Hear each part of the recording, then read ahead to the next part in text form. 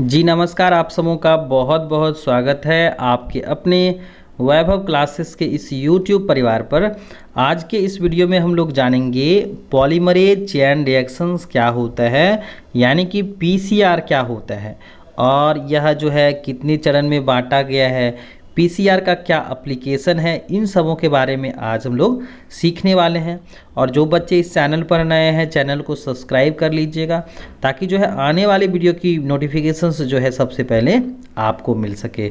और जो है हम लोग जो है जीव विज्ञान से संबंधित अलग अलग जो है डिफरेंस जो है अगर आप देखना चाहते हैं तो आप हमारे चैनल के प्लेलिस्ट में जाइए। डिफरेंस बिटवीन नाम के प्लेलिस्ट हैं, वहाँ पर आप देख सकते हैं। हिंदी माध्यम में नोट्स भी कर सकते हैं। तो चलिए अब हम लोग सीखते हैं PCR क्या होता है, पॉलीमरेज चेन रिएक्शन क्या होता है। तो सबसे पहले हम लोग ये जानें कि PCR जो होता है ना, ये एक प्रकार की क्या है, तकनीक है, एक प्रकार का मेथड्स है। तो इस तकनीक में हम लोग क्या करते हैं, यानी PCR जो तकनीक है इसमें हम लोग क्या करते हैं, जिसमें हम लोग क्या करते हैं DNA के स्पेसिफिक सेगमेंट्स की कई कॉपी बनाते हैं। यानी कि PCR जो होता है इसमें हम लोग DNA का क्या करते हैं, बहुत सारा कॉपी तैयार करते हैं। आगे हम लोग देखें कि PCR का पूरा नाम होता है पॉलीमरेज चेन रिएक्शन होता है। PCR का क्या नाम होता है, पॉलीमरेज चेन रिएक्शन होता है, जिसमें पॉलीमरेज यानी कि जो पॉलीमरेज टर्म होते हैं इसमें दो शब्द से मिलकर के बना होता है। पॉली का मतलब होता है एक से अधिक और मरेज का मतलब क्या होता है, फॉर्मेशन। यानी कि DNA के खंड को, यानी DNA के टुकड़े को हम लोग क्या करते हैं, बहुत सारे कॉपी में तैयार करते हैं। तो इसीलिए हम लोग इसको क्या कहते हैं, पॉलीमरेज कहते हैं। अतः इसमें स्पेसिफिक सेगमेंट्स की एक से अधिक कॉपी तैयार की जाती हैं। चलिए अब हम लोग नेक्स्ट देखें कि PCR तकनीक के बारे में सबसे पहले अमेरिकन बायोकेमिस्ट कैरिस मूलियस ने कब बताया था, 1983 ईस्वी में बताया था। यानी कि PCR की जो प्रक्रियाएं होती हैं, तकनीक है, इसके बारे में सबसे पहले जो है अमेरिकन बायोकेमिस्ट जो है कैरिस मूलियस ने बताया था 1983 ईस्वी में। और सर्वप्रथम जो है PCR मशीन को 1998 ईस्वी में जो है मार्केट में लाया था उपयोग के लिए।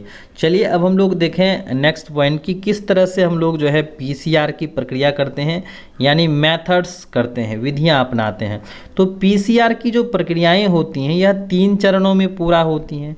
पहला चरण है डीनेचुरेशन है, जिसको हम लोग हिंदी भाषा में विकृतीकरण कहते हैं। दूसरा है एनिलेशन, जिसको हम लोग एनिलिंग कहते हैं। और जो तीसरा है वो हम लोग का है एक्सटेंशन, यानी कि यहाँ पर क्या किया जाता है, ठीक तरह से जो है सीक्वेंसिंग हुई है कि नहीं हुई है यहाँ पर किया जाता है। चलिए अब हम लोग जो है पहला स्टेप्स देखते हैं कि डीनेचुरेशंस क्या होता है, जिसको हम लोग विकृतीकरण कहते हैं।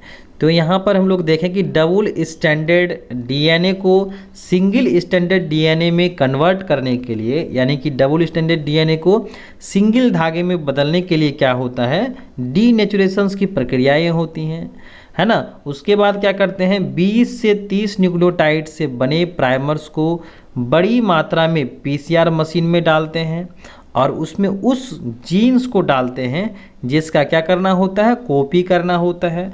यानी कि उनका जो है हम लोग को क्या करना होता है, एम्पलीफाई करना होता है।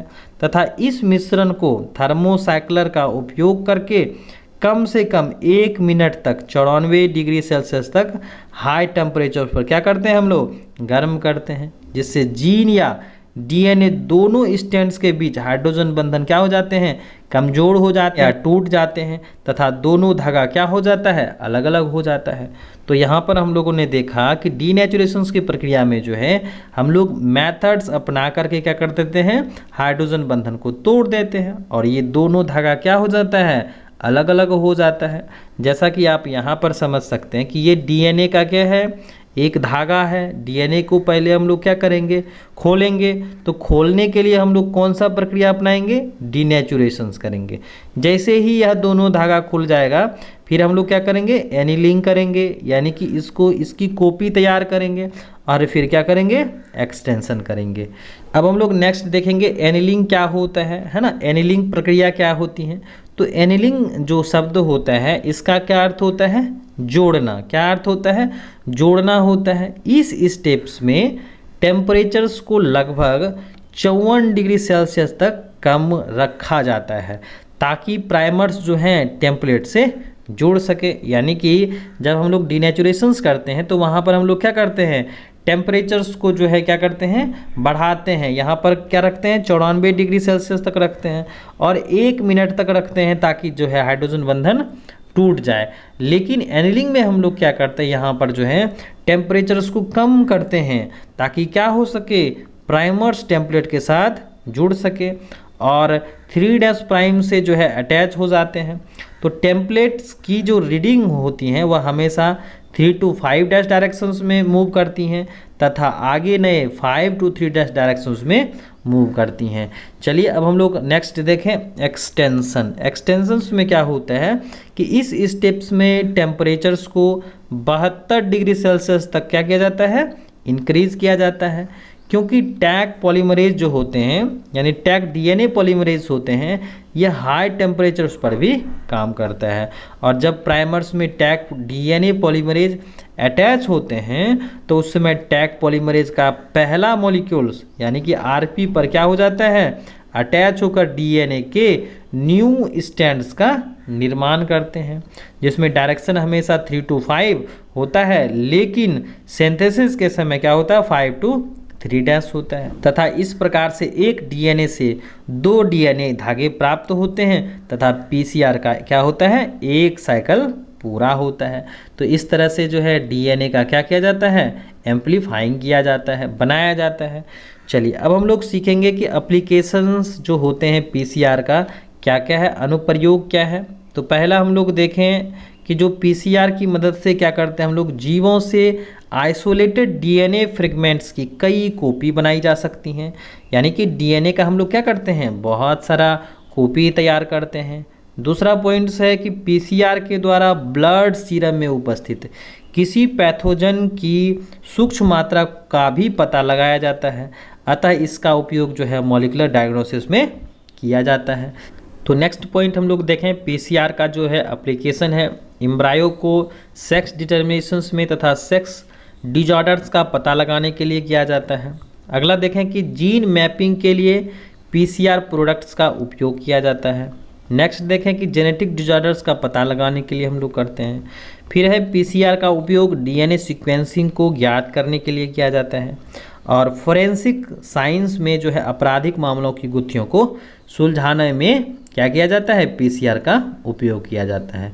तो यहाँ पर हम लोगों ने सीखा पीसीआर क्या होता है, पीसीआर जो है इसको हम लोग कितने स्टेप्स में बांटते हैं, पीसीआर के बारे में सबसे पहले किसने बताया और पीसीआर के कौन कौन से जो हैं एप्लीकेशंस हैं। तो आज हम लोग जो है यहाँ पर सीखे पीसीआर क्या होता है। और जो बच्चे इस चैनल पर नए हैं, चैनल को सब्सक्राइब कर लीजिएगा, अपने साथी के साथ शेयर कर लीजिएगा ताकि आने वाले वीडियो की नोटिफिकेशन सबसे पहले आपको मिल सके। तो चलिए आज के लिए इतना ही, हम लोग मिलते हैं एक नेक्स्ट वीडियो में एक नए टॉपिक के साथ।